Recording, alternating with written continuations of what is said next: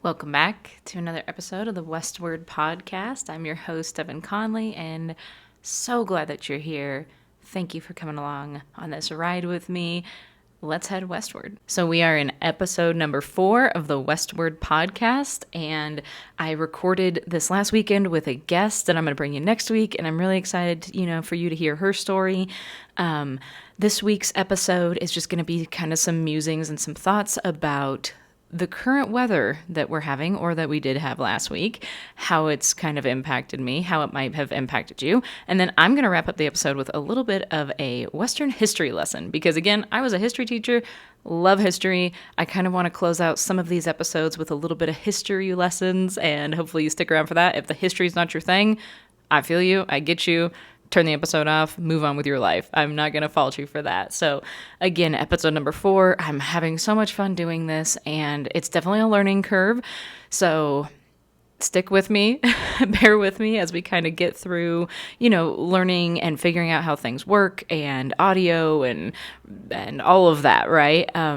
It was my first time recording with a guest last weekend, so there's going to again be a little bit of some ebb and flow in terms of sound quality probably as we get rolling, but it's going to even out. It's going to be fabulous, and I'm so grateful that you're here. I get so many wonderful messages from folks that are like, loving the podcast. When is the next episode releasing? What if you talked about this? And all of that means so much to me. So please send your feedback over. Please message me, comment, send a carrier pigeon, whatever.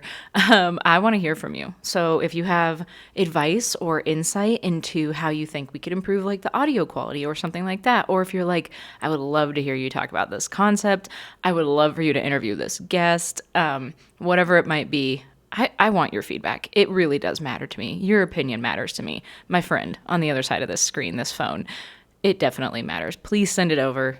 I'm so excited to hear it. For episode 4 today, like I said, we're going to get into a little bit of some winter weather doldrums and how to conquer them, or at least how I do, and then wrap it up with a lesson from the Old West that is tied to winter experiences. So let's go ahead and head westward. So I'm up in Wyoming, and last week was rough in terms of weather. I'm not sure, obviously where you're at, where my friend is on the other side of the screen. If you live in like a tropical warm climate, love that for you. So happy for you.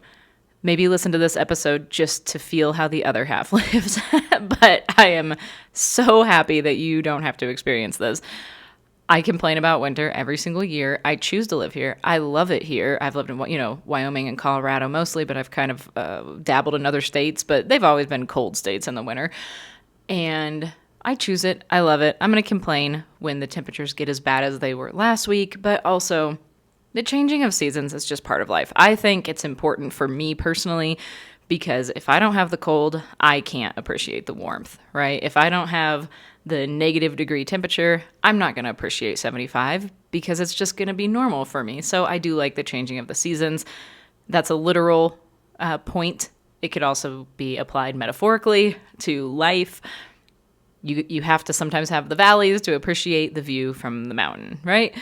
So there's a little philosophical, I guess, takeaway from the changing of seasons for you. But last week, oh my goodness, last week, I'm looking at my weather app. Every single day was not just below freezing, because I can handle 30 degrees. I can handle 25 degrees. It was like below zero every day. It was with the wind chill, -15, -17. The nights were getting just frigid cold for the poor livestock out there. And there was a light at the end of the tunnel, but the light was really far away because it was all week long. This week, it's 60 degrees out.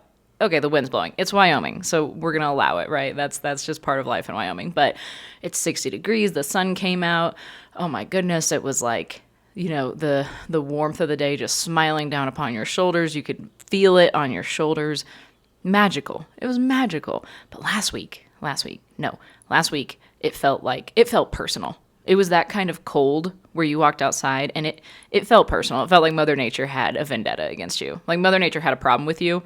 You did something to her, she was going to make you pay for it. It was that kind of cold. So it's the kind of cold where it's not just the cold, it's the freezing, right? Everything's freezing. I am for the first time in my life, blessed right now to have automatic heated waterers for my horses. That's unreal. I never knew life could be like this. And I'm like, praise God for automatic heated waterers. Now, trust me, I've broken a lot of ice out of a lot of stock tanks in my life, and an automatic waterer can go down anytime. I could be back to the chipping ice out of stock tanks life in a moment's notice. So I understand that struggle. But for right now, automatic heated waterers, what a concept. They could not keep up with the cold. They were freezing over, icing over. I mean, it wasn't just the water though, right? Like it's the handle to your pickup door that's frozen solid. You go out in the morning, fire up the pickup, you can't even get into it because it's frozen solid. It's like the front door to your house is frozen when you go to open it in the morning. For me, my tailgate latch snapped off. Okay, my tailgate was also kind of faulty to begin with, but I'm going to blame it on the cold. It was so cold, my tailgate latch snapped off. That is a huge inconvenience.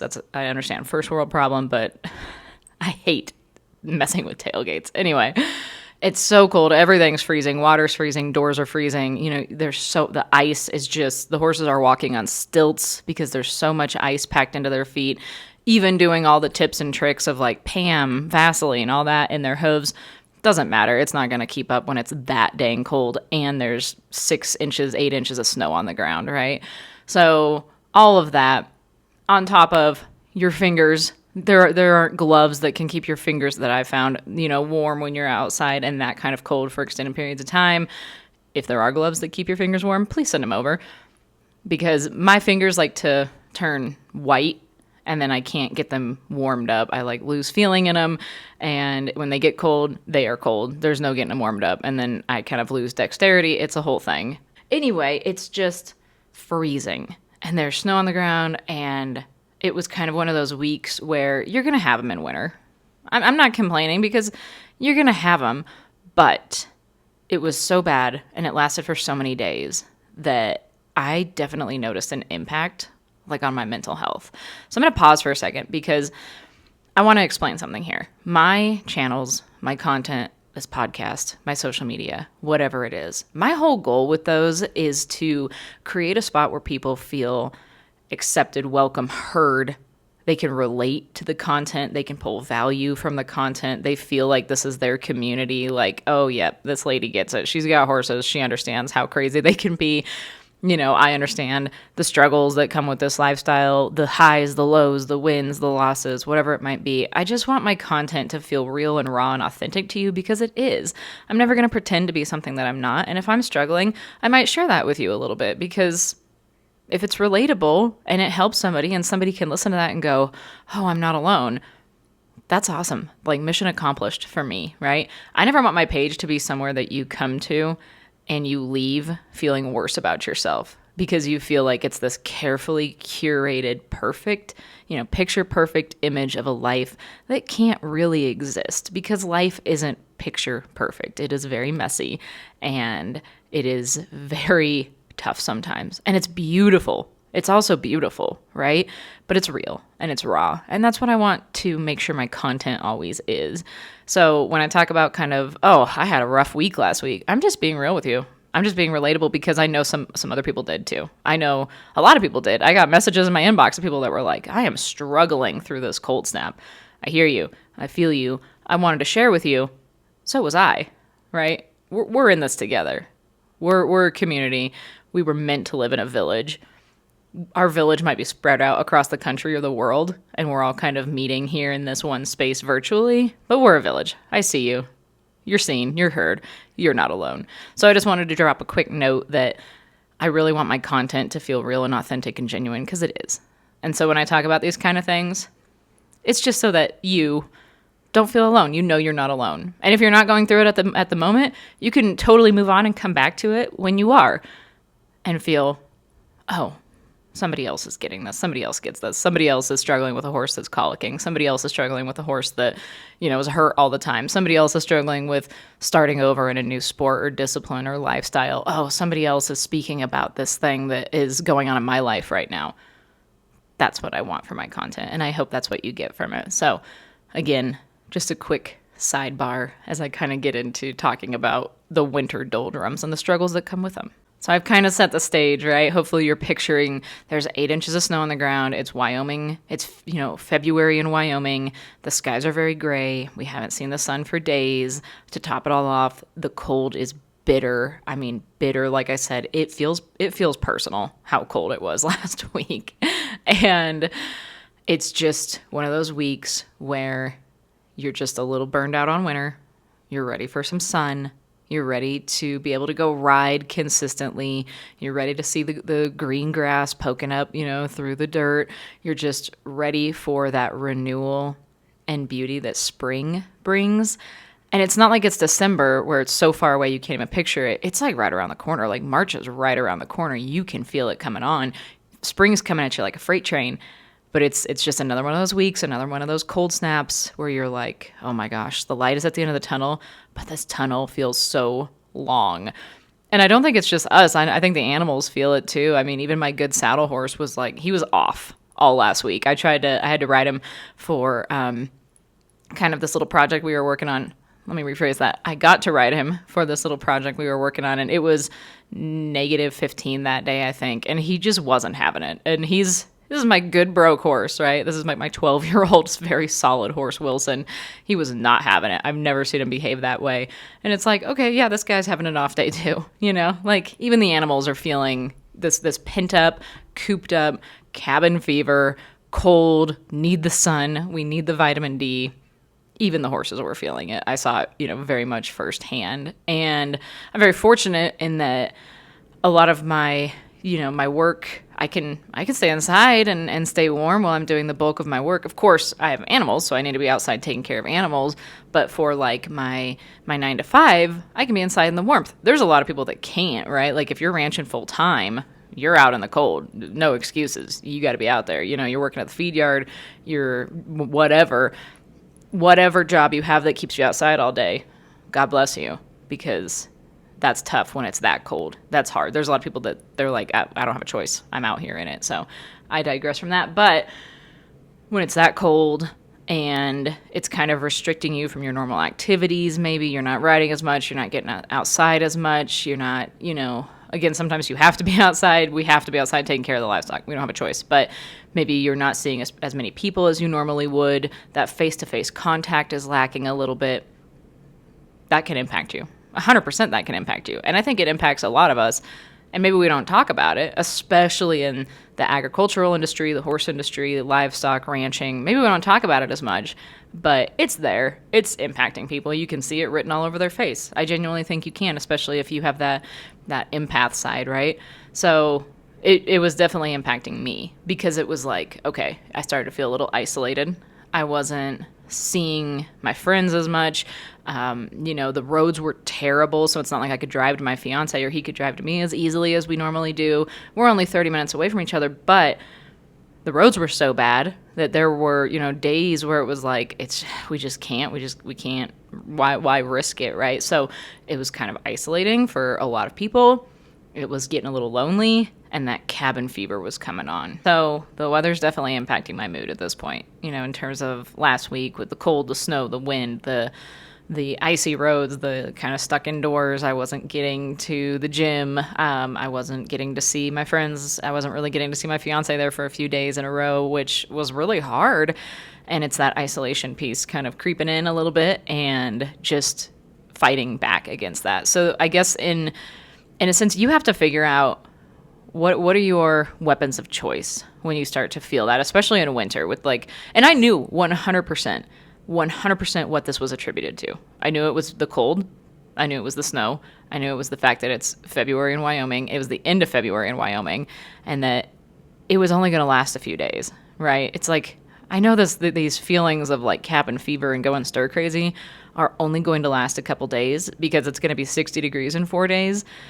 But a couple days can feel like an eternity when you're just waiting. You're just waiting for the sun to come out and the clouds to part, literally, not even metaphorically, literally, and things will start to be better. Things will start to feel better, and then spring is on its way. So I knew that. And I, I have my counseling license. I've been through school for that. I have kind of the coping techniques and the the ways that I know can help make me feel better. And for me, that's, journaling, writing things down, processing through things, audibly, like out loud, talking things through. Like me and my fiance, we had some conversations about like, oh, this is rough. Like this weather is really bringing us down, and he's got to be out in the weather quite a bit. And so, at least I got to be inside in the heat for, a chunk of the day. But it was just kind of, it's good to know, like, oh, I'm not alone. Like other people are kind of feeling this way. I had talked to friends and they're like, this is rough. I mean, I'm just trapped inside. I cannot wait for this weather to end. It was like, great, we're not alone. And so that feeling of camaraderie, I've talked about community so much on here already. That's a huge piece. So for me, writing things down, talking things through with people that I love and care about. I recently I bought a red light panel, and I really do think it makes a difference. I am loving the infrared light. Making sure that I'm getting outside, even when it's just freezing, frigid, cold. I've got to be outside. I have to be outside and walk or do something, bundle up as much as possible, like head to toe, 6 layers, whatever, just so I can get out there and make sure I'm staying on top of chores, make sure I'm taking care of the horses, because that's a sense of satisfaction for me to know that it's not an excuse to stay inside and do nothing just because it's cold. The horses, the animals, the livestock, they need tended to. And so making sure, you're getting out multiple times a day to check on things, chip out ice from hooves, whatever it might be, just to get that sense of satisfaction that you're taking care of your business outside too.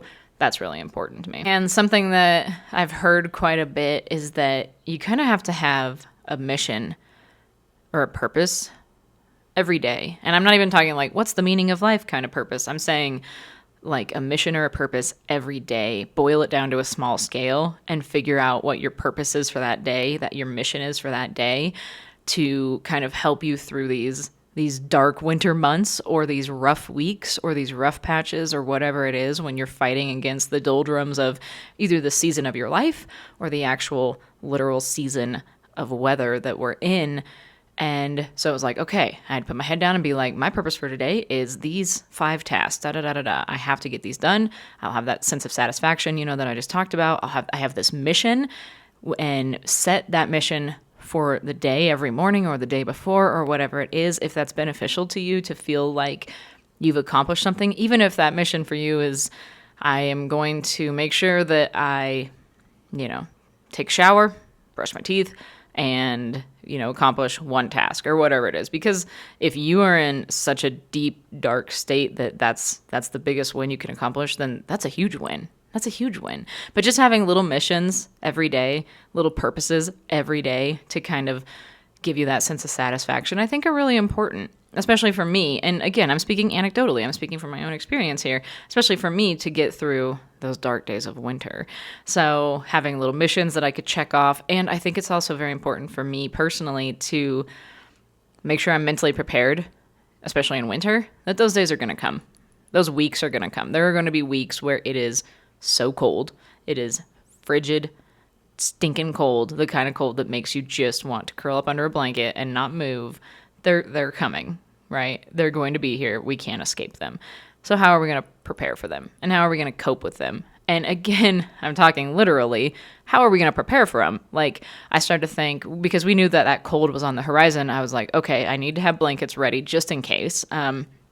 Typically don't blanket my horses. They have really, really thick winter coats, but just in case something happens, like I want to have blankets ready that are sized to those horses, because I don't want to be fumbling with, belly bands and clasps and stuff when my fingers are frozen solid and it's negative 20 degrees out with the wind chill.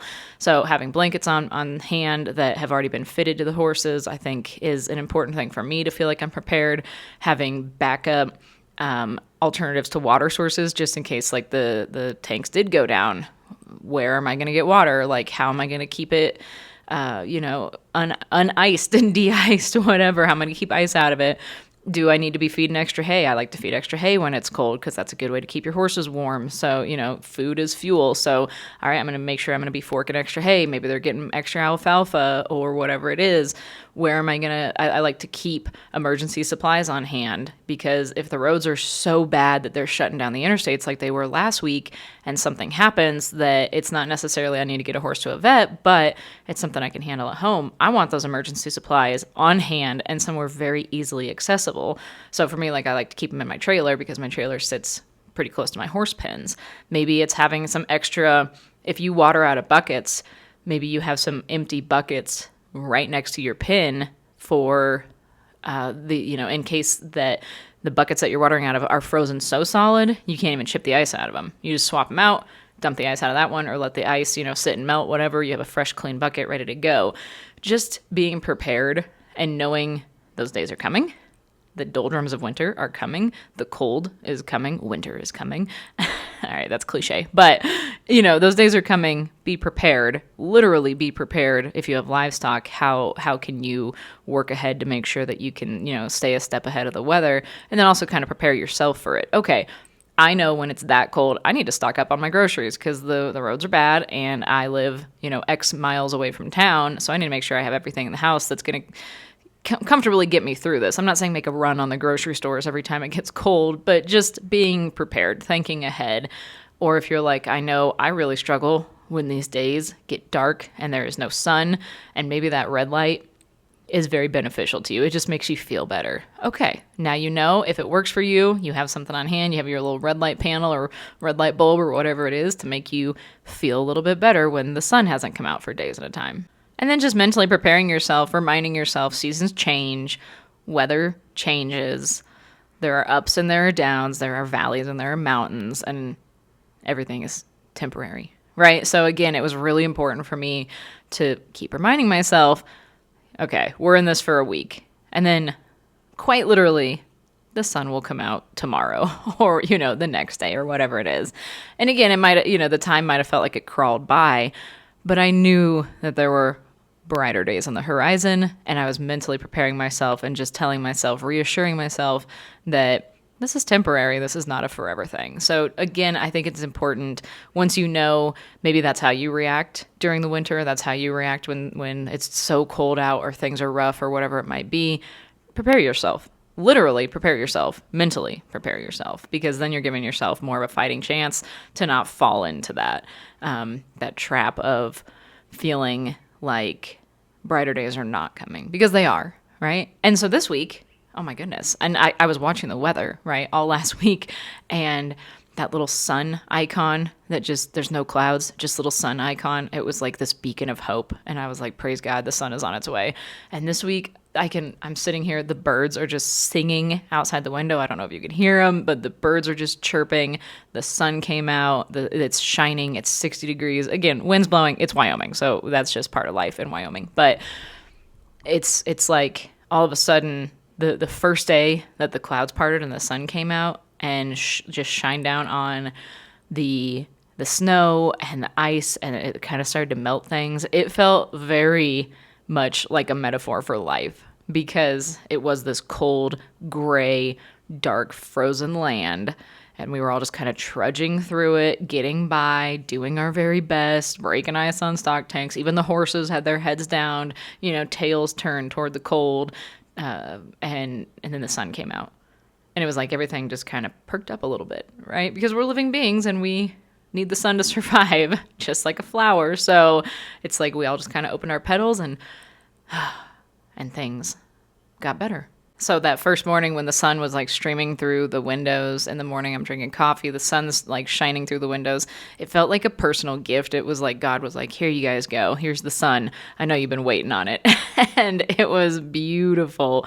It was fabulous. And again, even like the animals could sense it. You could just tell. The birds started singing again. The horses perked up and, kind of came back to life. All the people around just seemed to be in a better mood. Like my friends were like, oh, this is what we were waiting for. This is wonderful. And the sun can't always shine, literally and metaphorically, right? The sun can't always shine. Sometimes we have to have gray days, and there are just going to be days where the sun doesn't come out. So prepare for them. Know that they're going to come, and know that they're going to pass and just keep on keeping on, right? And even the horses know that.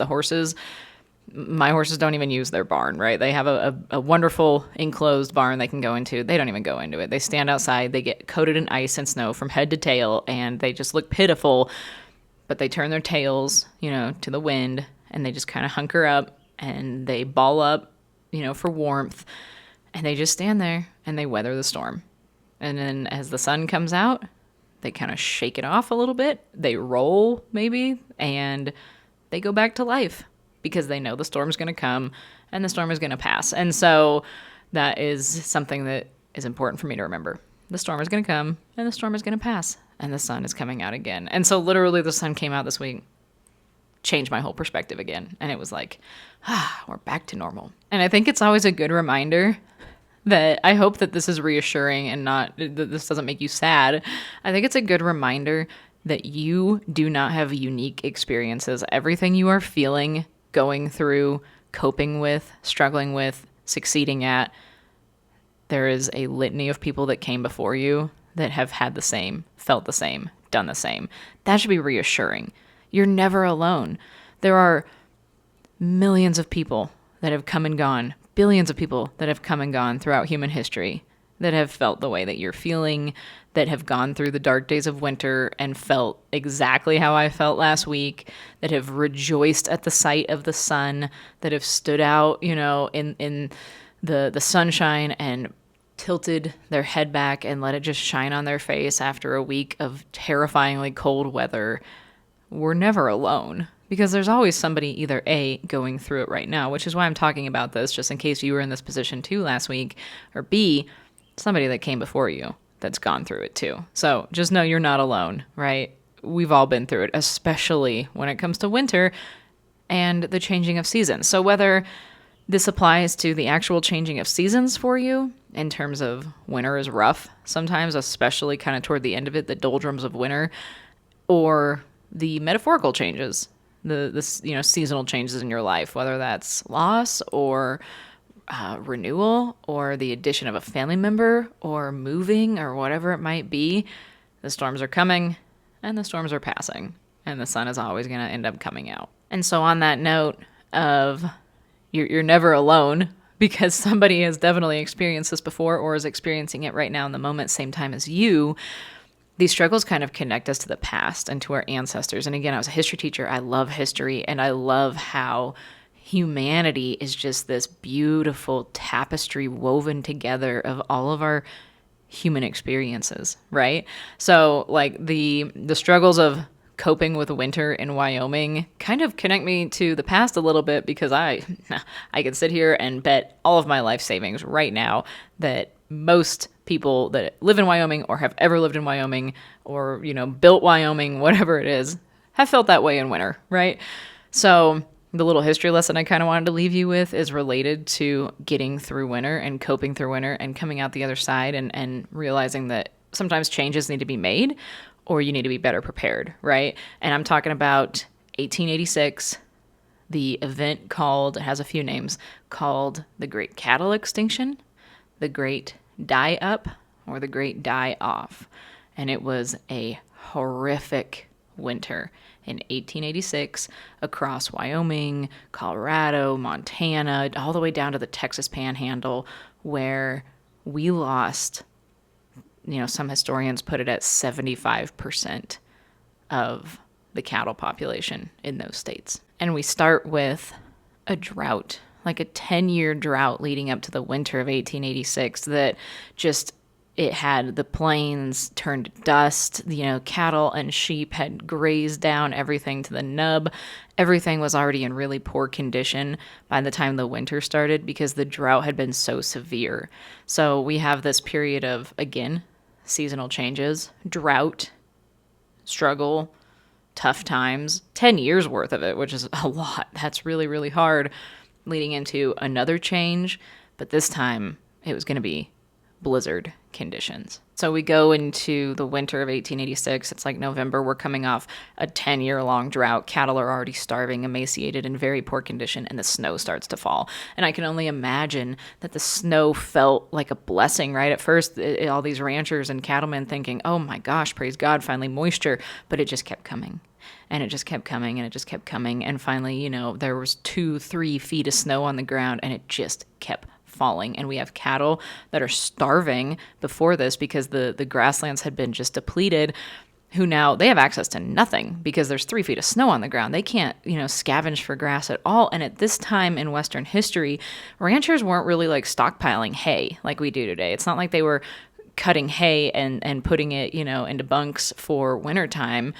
It was just open range. I mean, barbed wire had been invented, a little bit before this, but it was mostly open range, and cattle were just kind of browsing and grazing, as they wanted and as they needed. And there weren't just big piles of round bales sitting around to throw on a hydro bed and go feed your cows. Like, that's not what was going on at this point. And so there really weren't supplies that ranchers and cattlemen had on hand to feed these starving cattle who could not access anything because there was so much snow on the ground. And then even as snow started to melt, rain came through, and then the rain froze and it turned to ice, and then more snow fell. So now it's not just snow that cattle are trying to browse through to get to little nubs of grass.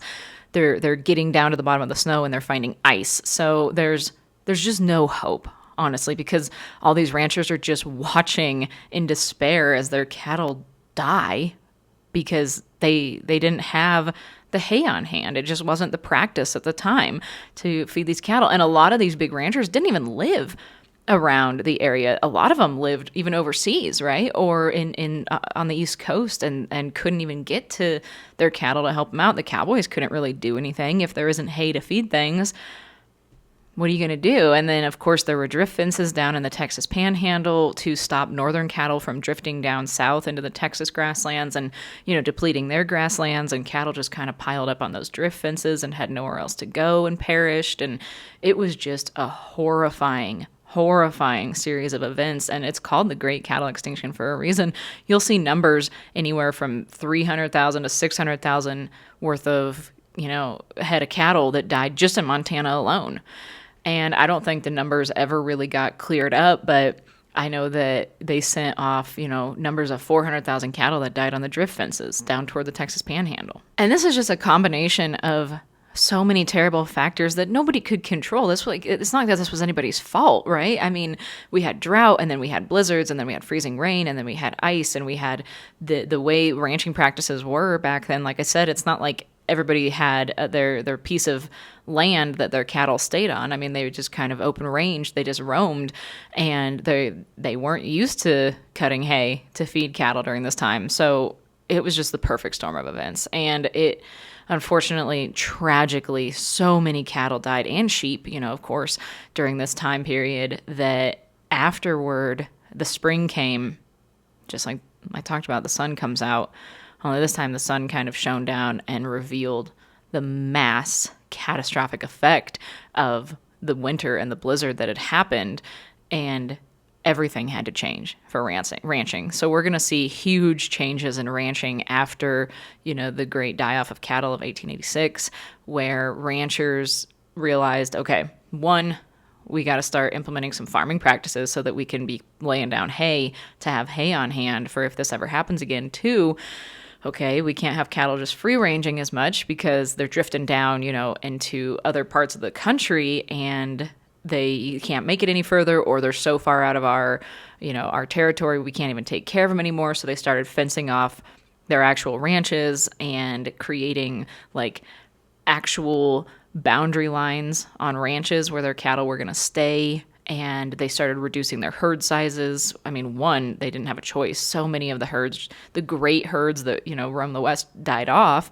during this time, that those who had cattle left intentionally reduced their herds so that they'd be more manageable, so that they could rotate pastures. So we kind of start seeing some like rotational grazing come into play here during this time. Fencing, like I said, keeping hay stores on hand for winter feeding and things of that nature. So a lot of the modern practices we see in ranching today started as a consequence of the great die-up. And they call it the Great Die-Up. It's a play on words because of the word roundup, right? So we go round up cattle. It was the Great Die-Up of cattle during the 1800s. And honestly, it really affected cowboying, right, at this time, because a lot of the cowboys that had ridden for these big operations, they were out of a job, because if there's no cattle left to tend to, like, what are you doing as a cowboy? So cowboying really changed after this time. A lot of those cowboys went and got hired by kind of the smaller ranches that started to pop up that were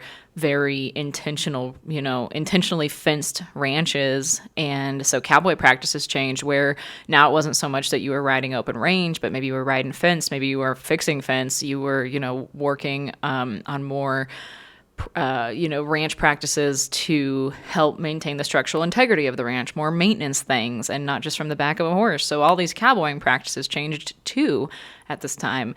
And we see a lot more beliefs arise after this event in terms of management. And how do we manage the land so that this doesn't happen, as easily? How do we manage our herd so that we can take better care of them? How do we, like I had talked about earlier, how do we stay prepared for these kind of events? Huge changes came to ranching that kind of define ranching as we know it today because of this terrible, catastrophic event. It was horrific. It was unbearable for these ranchers.